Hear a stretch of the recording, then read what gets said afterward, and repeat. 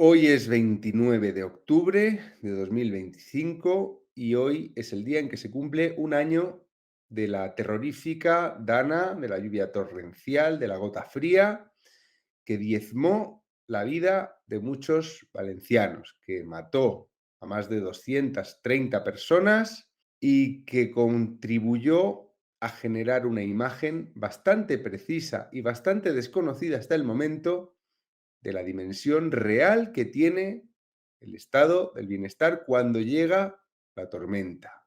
Hoy hace un año que los valencianos en particular, pero también muchos otros en España, muchas personas a las que no nos afectó la Dana de Valencia, pero seguimos los días siguientes a la Dana de Valencia en los medios de comunicación que informaban sobre lo que estaba pasando en las calles. Hoy hace un año que muchos descubrimos que el hecho de pagar impuestos, el hecho de creer que vives en un estado desarrollado, no implica que cuando el agua y el barro te llegan al cuello, vayan a venir inmediatamente a recordarte que estás en el primer mundo. No, hoy hace un año, desde el momento en que descubrimos que las administraciones políticas españolas prefieren darse a la guerra partidista, prefieren quitarse la responsabilidad de encima y que el Estado, el gobierno central, está dispuesto a dejar que los habitantes de una comunidad autónoma gobernada por el otro partido sufran lo indecible para cultivar en ese sufrimiento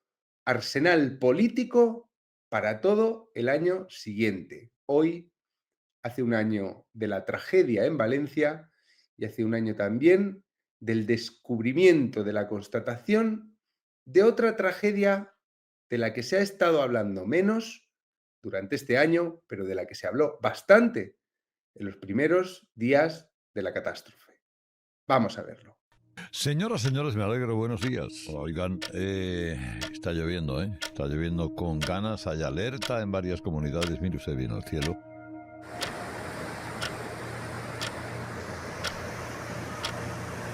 La previsión, el temporal se desplaza hacia la serranía de Cuenca en estos momentos, por lo que se espera que en torno a las 18 horas disminuya su intensidad en todo el resto de la comunidad valenciana. Lo he dicho en muchas ocasiones, España está viviendo uno de sus mejores momentos de los últimos 20 años. Disminuya su intensidad. ¡Guau, chaval! ¡Julia, salta al pasillo, corre! ¡Julia, salta al pasillo! ¡Oh! Ay, Dios mío, estaba sonando la alarma ahí. ¡Ahora, ya, métete! Es horrible, amor, estoy muy bueno.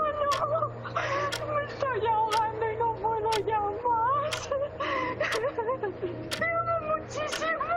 En consecuencia, queda convalidado el Real Decreto Ley. Muchísimas gracias. No habiendo más asuntos... perdón. No, sí. Si necesita más recursos, que los pida. Cuando comencé a utilizar la dinamita, yo también tenía fe en muchas cosas, en todas, pero he acabado creyendo solo en la dinamita. En España se habla mucho de la memoria democrática y hablan de la memoria democrática aquellos que trabajan en exclusiva para falsear nuestros propios recuerdos. En el último año se han producido en Valencia 12 manifestaciones contra el presidente de la Generalitat de Valencia, Carlos Mazón, 12 manifestaciones absolutamente justificadas, 12 manifestaciones que piden que ese señor que estaba al frente de la comunidad autónoma y que sigue estándolo un año después, sea cesado o dimita, pero 12 manifestaciones en las que parece que se ha olvidado por completo que los valencianos, además de habitantes de esa comunidad autónoma con competencias, sí, pero comunidad autónoma, son también ciudadanos españoles. Y cuando pagan su IRPF, cuando pagan su cuota de autónomos, cuando pagan sus impuestos, están pagando impuestos para que el Estado español les proporcione una ayuda en caso de necesidad que el Estado español no les proporcionó. Si necesita más recursos, que los pida. Hace un año, intentando hacer memoria, yo tengo que recordar también dónde estaba, qué estaba haciendo. ¿Qué estabas haciendo tú cuando los valencianos empezaron a notar que el agua subía y subía, que el barro empezaba a estar por todas partes? ¿Qué estabas haciendo tú mientras el presidente de la Generalitat, Carlos Mazón, estaba, ya sabemos, en una comida de la que el presidente de la Generalitat ha ido soltando distintas mentiras, como si fuera un marido que está poniendo los cuernos a su mujer y que no sabe cómo ocultarlo. Ese tipo de excusas, me refiero a las excusas que van cambiando, cuando te pillan dices, no, es que me has entendido mal. Bueno, hace un año Carlos Mazón estaba, sabemos, en ese ya mítico restaurante El Ventorro, estaba allí con una periodista.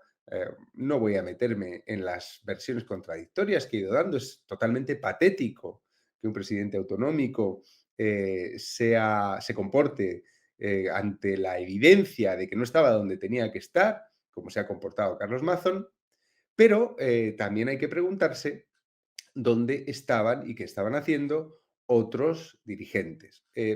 A lo largo del último año se han ido publicando muchos documentos sonoros de las llamadas que se producían entre AEMET, la Confederación Hidrográfica del Júcar, la Generalitat, los servicios de emergencia, protección civil. Hemos ido a cuentagotas pudiendo reconstruir lo que de ningún modo tendría que verse de otra forma que como un colosal error, fallo, negligencia institucional que primero favoreció que los valencianos, ante una situación de peligro extremo como la que estaba a punto de producirse hace ahora un año, que los valencianos siguieran con su vida normal en zonas que están catalogadas como zonas inundables, pero que además iban a ser sometidas a la riada que iba a producir el desbordamiento de un barranco y algunos otros problemas asociados. Problemas asociados a los cauces mal cuidados, de las ramblas. Hay siempre una cierta tensión sobre qué se considera que esté limpio un cauce, ¿no? Problemas asociados a la ausencia de obras públicas que permitan que en situaciones como esta de riada el agua que corre vaya canalizándose fuera de los lugares donde habitan los contribuyentes.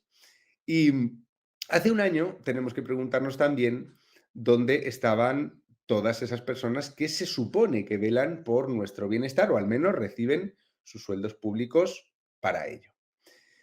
Yo hace un año tenía que preparar un viaje el 29, tenía que preparar un viaje, estaba con mi familia en Barcelona, allí hubo muchas tormentas también, allí estaba lloviendo, estaban cayendo japoneses de nuca y no teníamos todas las papeletas con poder hacer ese viaje, ¿no? Entonces, particularmente yo estaba mirando bastante el tiempo y estaba viendo que en la Comunidad Valenciana había alertas, pero claro, la alerta roja de la EMET, hasta aquel día de la Dana, pues muchas veces uno la veía que había zonas de alerta roja y sabía perfectamente que podía pasar algo o no pasar algo, pero nunca había ocurrido en nuestra memoria reciente, al menos nada tan grave como lo que estaba ya gestándose ese día 29.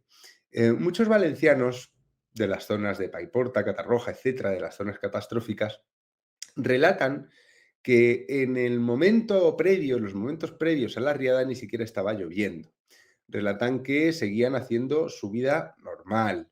Delatan que cuando empezó a entrar el barro, ellos lo que hicieron fue intentar poner a salvo sus coches. En esas zonas ya hay costumbre de poner el coche en zonas altas, de sacarlo de los parkings cuando empieza una lluvia torrencial. Porque en Valencia, en esa zona de Valencia, de la Albufera, pasa algo parecido a lo que pasa en mi tierra, en Murcia, que es que no sabe llover.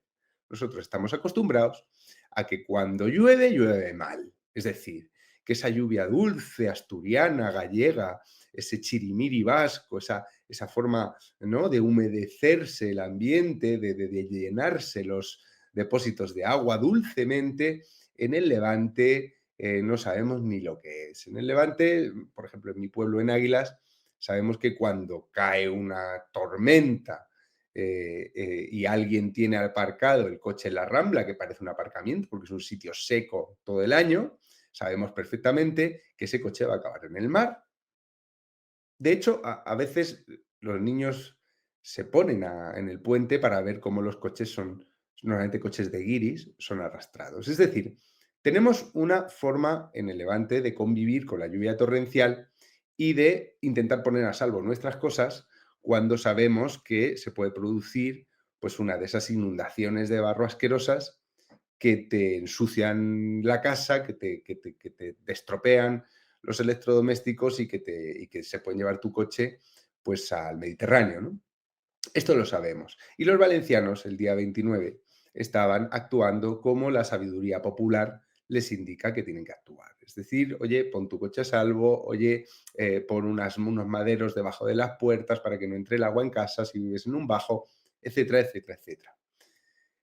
Sabemos que las alertas al móvil llegaron en algunos puntos cuando la gente ya estaba subida encima de árboles luchando por su vida.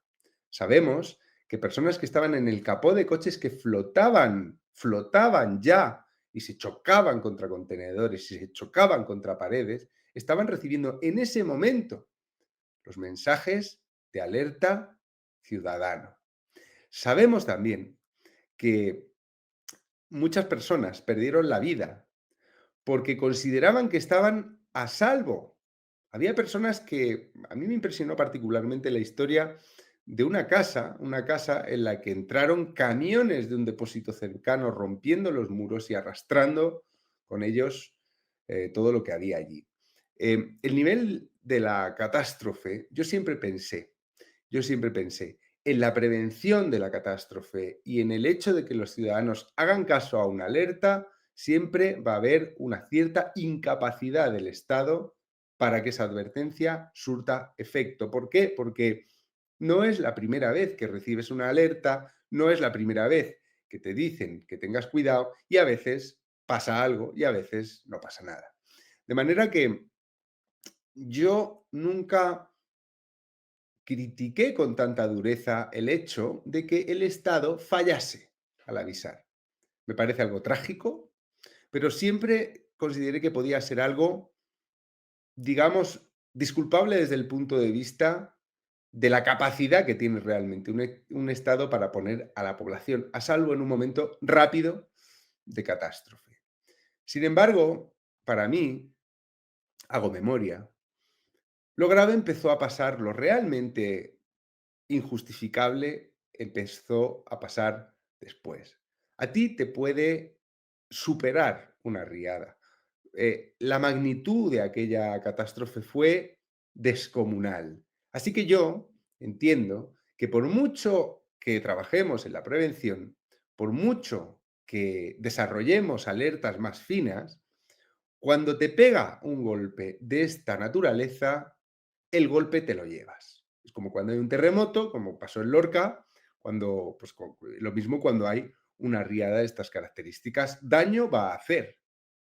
Que se podían haber salvado vidas es indiscutible. Y eso es algo en lo que nuestros departamentos de alerta y de protección civil, etcétera, la coordinación entre administraciones, desde luego tiene una responsabilidad y ha cometido una negligencia. Pero cuando viene la hostia viene. Ahora bien, a partir del 29 de octubre, el 30 de octubre, por ejemplo, las personas que estaban en el tercer mundo, a 8 kilómetros de la Ciudad de las Artes y las Ciencias de Valencia, ese edificio tan bonito, de esos edificios de Calatrava y de arquitectos tan espectaculares, a 8 kilómetros de allí, estábamos en Haití. Y la gente que estaba dentro de las zonas catastróficas aquella primera noche creyó que vendrían a ayudarles y no vino nadie. Me apetece por eso de hacer memoria recordar la crónica que hizo en aquel momento un habitante de una de esas zonas, un habitante dotado con el don de la palabra, un escritor, Santiago Posteguillo. Me apetece recordar íntegramente las palabras con las que describió aquella situación, porque él lo hace mucho mejor que yo y además estaba allí. Nos acostamos sin luz ni agua, pensando que, lógicamente, al amanecer estaría la Guardia Civil, estarían los bomberos, el ejército. Pero al amanecer no había nadie. Sí, había el cadáver en mitad de la plaza de una joven china, a la que yo recuerdo haberle comprado en su bar, en la plaza, alguna vez alguna botella de agua, pues cuando se me olvidaba comprar agua mineral, con la que algunas sonrisas he intercambiado, porque la mujer no hablaba mucho español, muerta. Y al lado su madre velando el cadáver. Pero no había policía, ni ejército.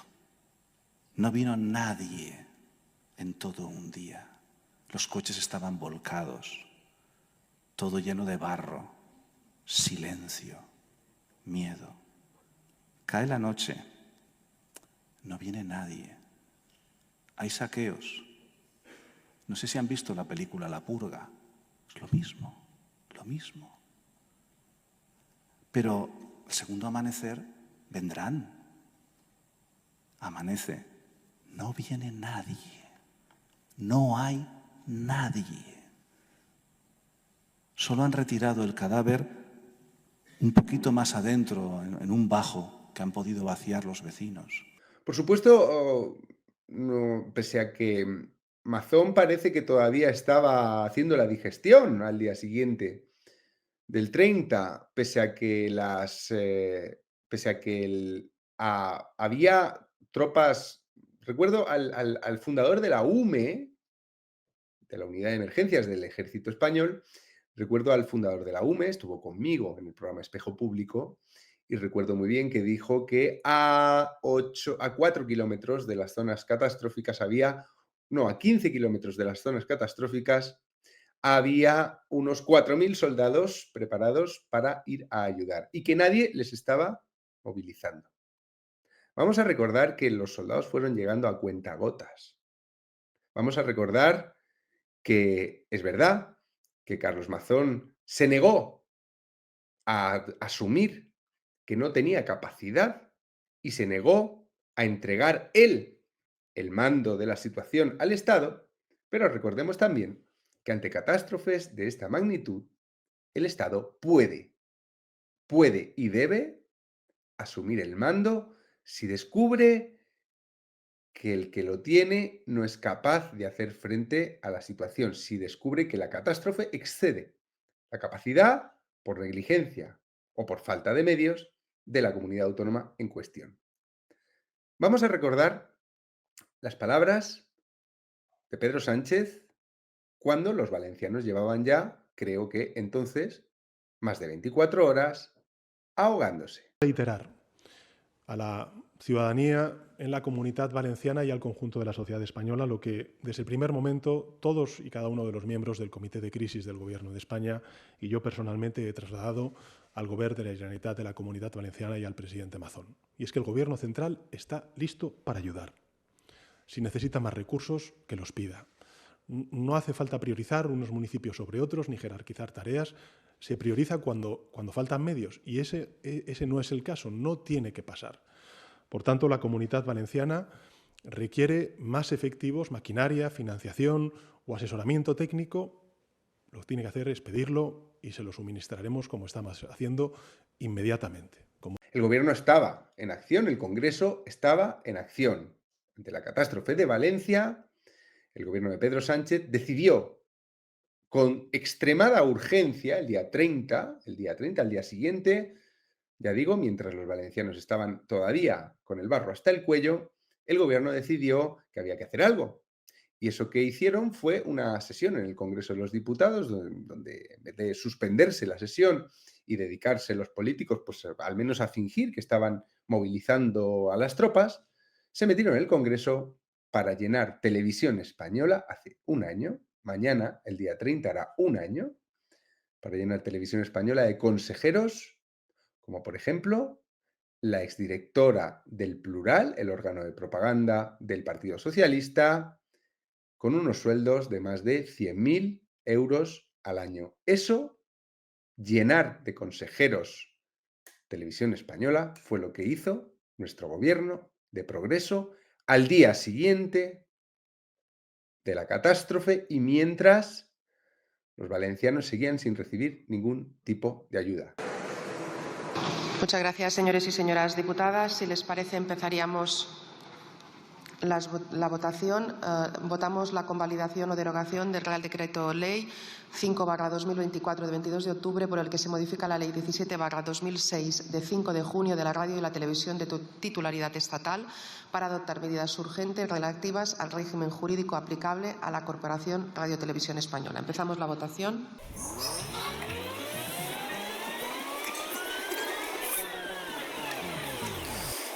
Votos emitidos 176, votos a favor 175, en contra 1 voto. En consecuencia, queda convalidado el Real Decreto Ley. Muchísimas gracias. No habiendo más asuntos. Perdón. No, sí. Votamos ahora la tramitación como proyecto de ley por el procedimiento de urgencia de este Real Decreto Ley que acabamos de convalidar.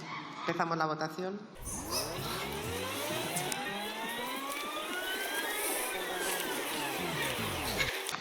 Votos emitidos 176, votos a favor 176, ninguno en contra, ninguna abstención.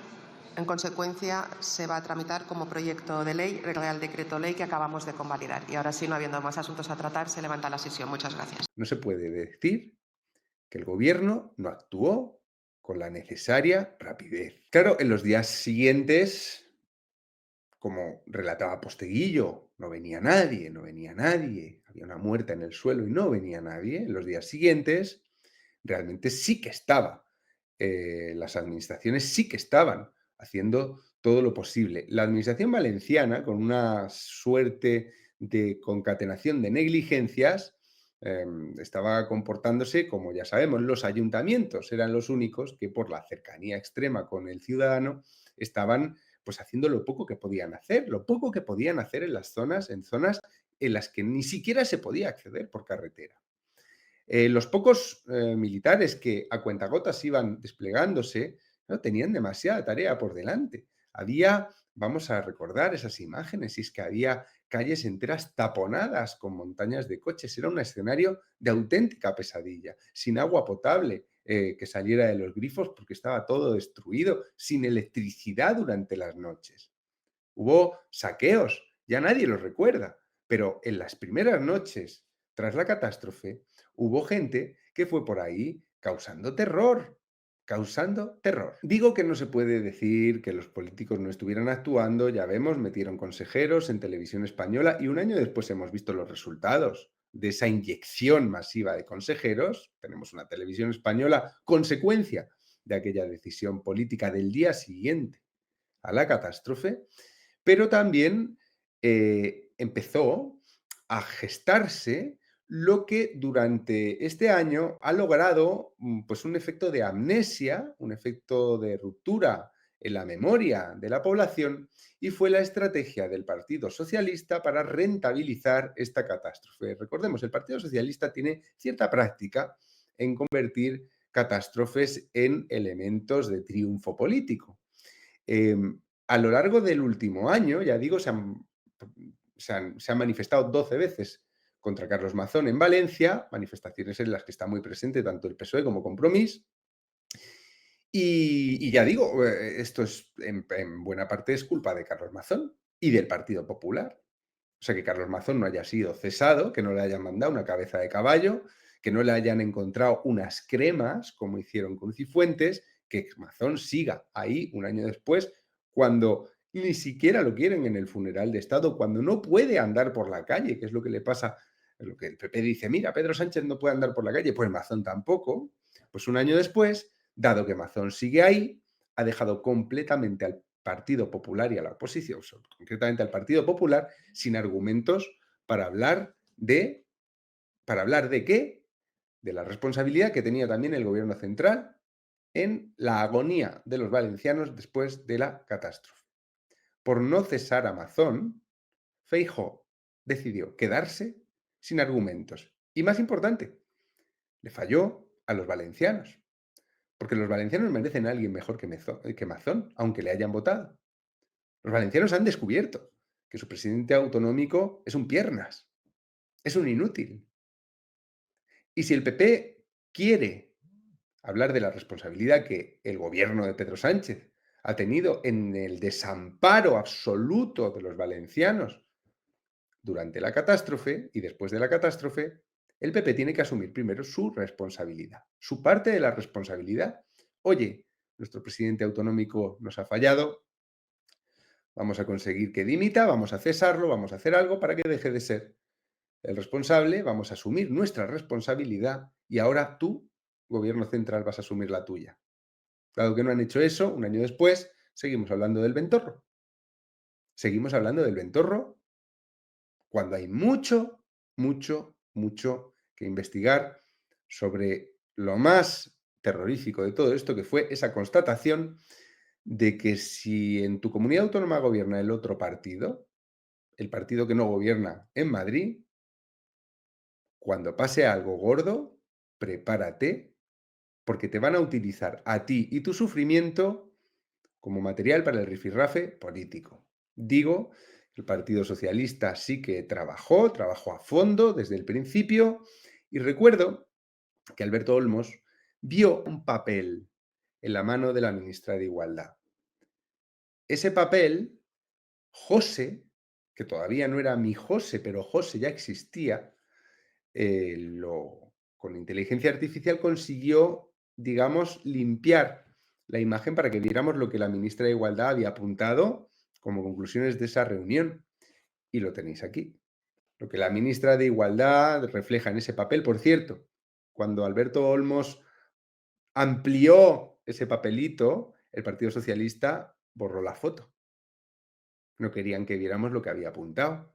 Pero lo que había apuntado venía a decir, oye, es nuestra oportunidad. Tenía un problema el gobierno de legitimidad por el asunto de la corrupción y cayó del cielo una catástrofe para los valencianos que el Partido Socialista, como se ve en las notas de la ministra de Igualdad, veía como una oportunidad. Oye, y un año después podemos decir que en parte con la ayuda de Carlos Mazón, que parece que sea, no sé, el saboteador del Partido Popular, un año después realmente fue una oportunidad para el Partido Socialista.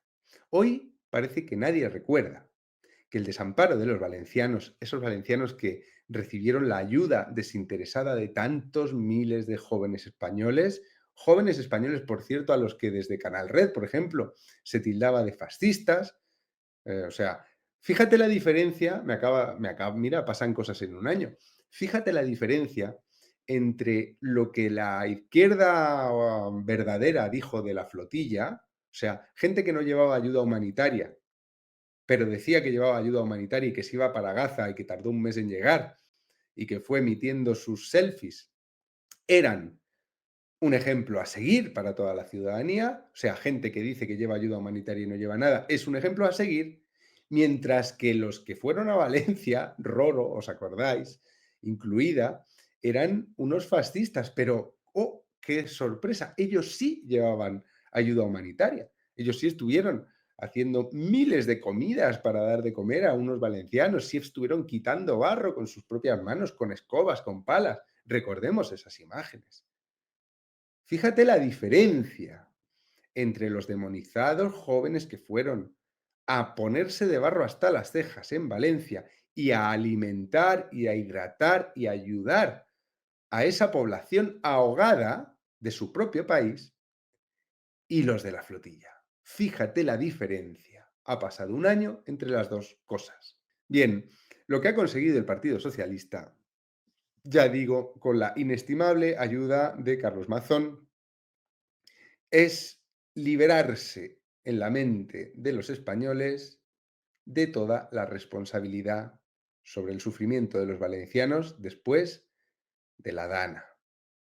Ese uso político de la catástrofe, ese aprovechamiento de la indiscutible inutilidad del dirigente del Partido Popular en Valencia, Carlos Mazón, eso es posiblemente una de las estrategias más sucias que yo he visto en la última legislatura.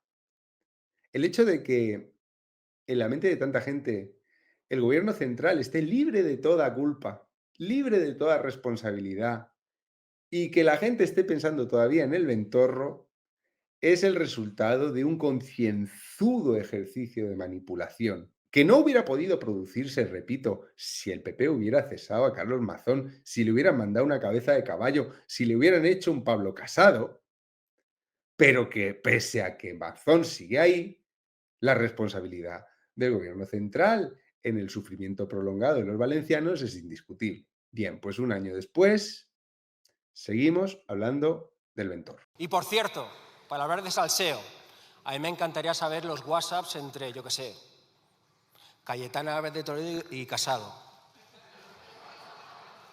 entre Ayuso y Fran de la Jungla. No, pero más serio,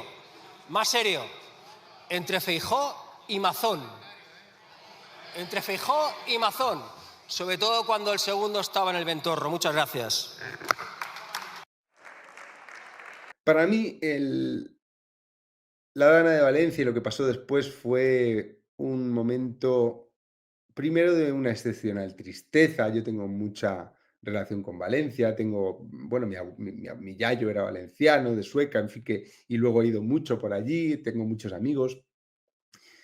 Pero digamos, más allá del dolor que te produce que la gente se vea en esa situación, para mí lo desolador fue aquello que decía al principio, que era la constatación de que por mucho que tú creas que estás en un estado del primer mundo, hay situaciones que no solo por el exceso de la situación catastrófica, sino y no solo por la negligencia de tus políticos, sino por ver cada una de esos eventos como una oportunidad por parte de los partidos políticos, que por eso del lío de las administraciones, de oye, vamos a echarle el muerto a este, vamos a intentar que parezca que es culpa del otro, que por eso, cuando azota la catástrofe, tú vives en el tercer mundo y no viene nadie a ayudarte.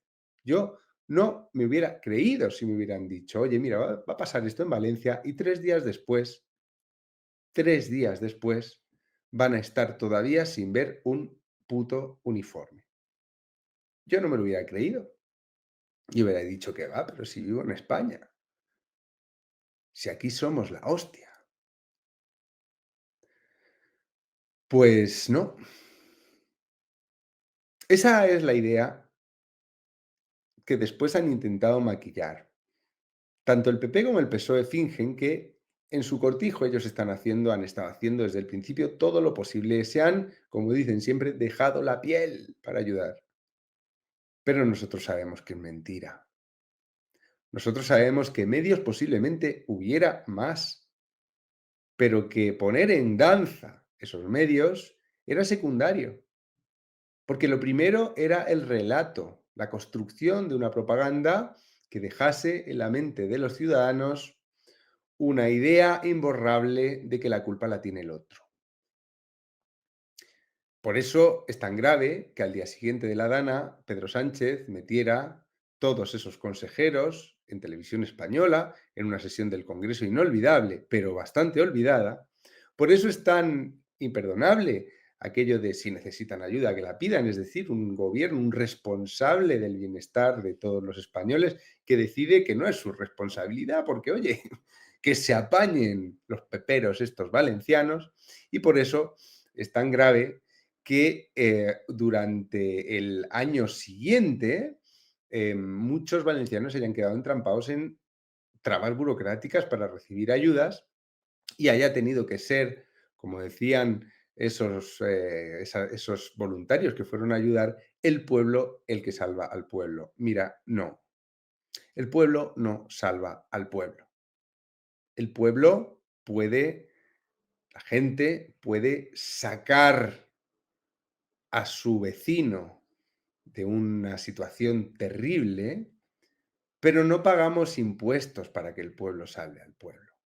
Pagamos impuestos para que el Estado salve al ciudadano, para que el Estado proteja, y cuando no puede proteger, porque la catástrofe siempre puede llegar con una fuerza ingobernable, para que después de que ocurra eso, el Estado te saque del barro. Yo no tengo la culpa.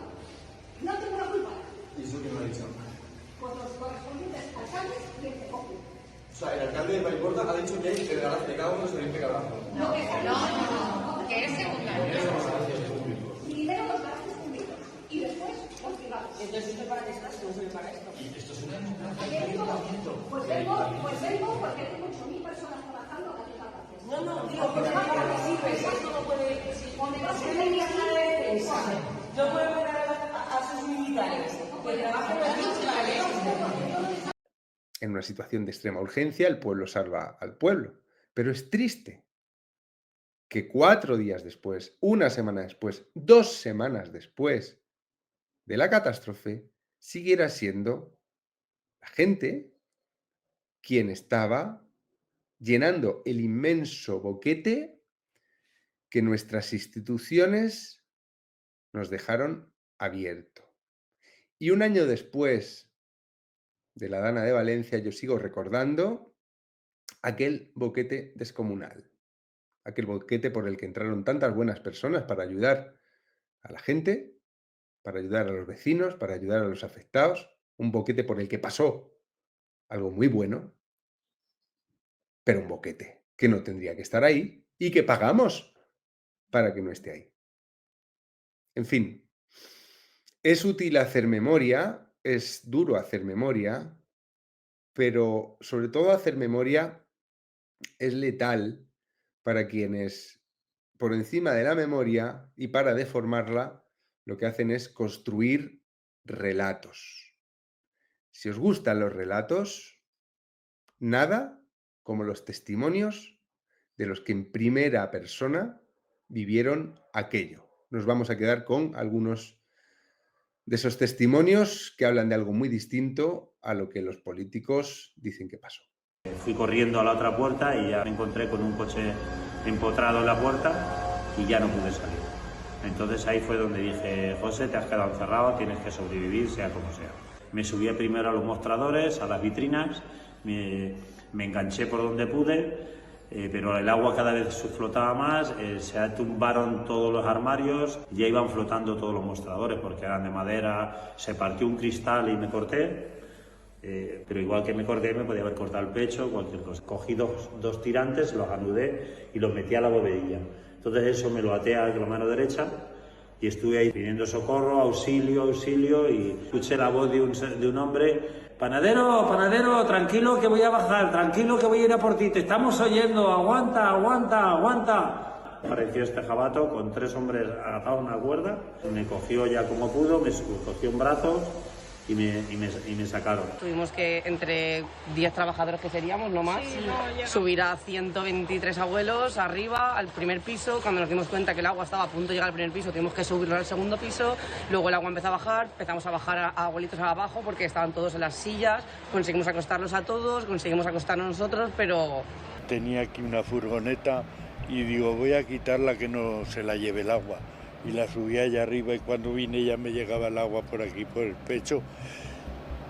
Y le dije a mi mujer, súbete al... No. Todo ocurrió el día 29, día 4 de noviembre. Mirar. Por favor. Yo nunca he hecho esto, nunca había pedido ayuda, pero por favor. Ya nos estamos poniendo enfermos. Tenéis que contarle al mundo. No hagáis caso de la televisión. Haced caso de nosotros. Hay gente que no tiene comida. Hay gente mayor que lleva 6 días. Y nadie ha ido a ver cómo está. Más basura. Seguimos. Mirad. Esa es la puerta de mi casa. He tenido que borrar el vídeo en el que compartía el teléfono de la mujer que está coordinando aquí directamente la ayuda, en el que directamente os ponía su teléfono personal, porque aquí es realmente donde se necesita la ayuda, porque están haciendo una gran labor recogiendo todo lo que está trayendo la gente y repartiéndolo con el pueblo.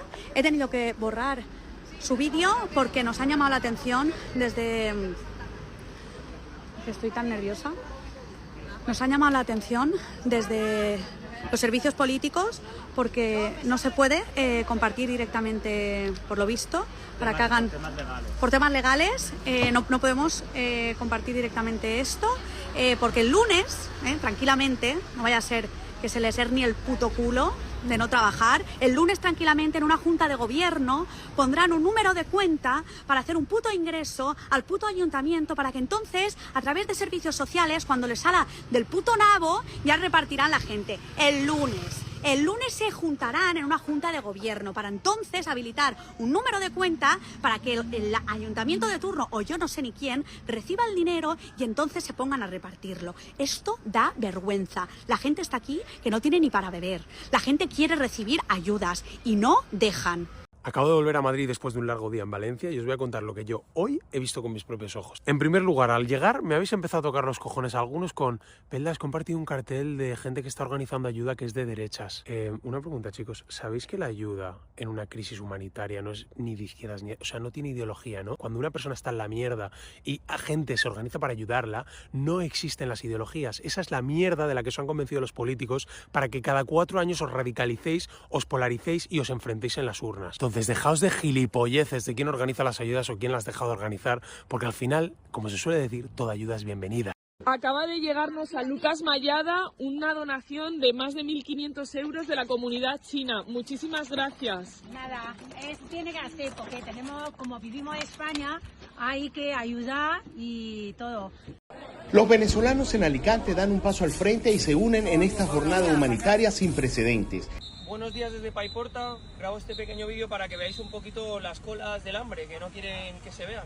Ayer veíamos un vídeo en La Sexta que se decía que Paiporta ya estaba bien. Y hombre, algo limpio, más limpio gracias a los voluntarios está, pero decidme vosotros si creéis que estas condiciones son aptas para que la gente pueda seguir viviendo y tener normalidad en su vida. Así que nada, lo dicho. Hola, buenos días. Estamos a sábado 28 de diciembre. Como cada sábado me gusta haceros un vídeo para subirlo y que veáis que sigue todo igual. Esta es la normalidad que dice el gobierno que tenemos que tener. Chiva, ¿esto es chiva? Mañana domingo 3 de noviembre hay teatro en el Garibaldi, La rebelión de las medusas, teatro musicalizado con crítica social internacionalista y además con humor. No os lo perdáis. ¿Ya ha dimitido a alguien o algo? ¿Ya? Tampoco.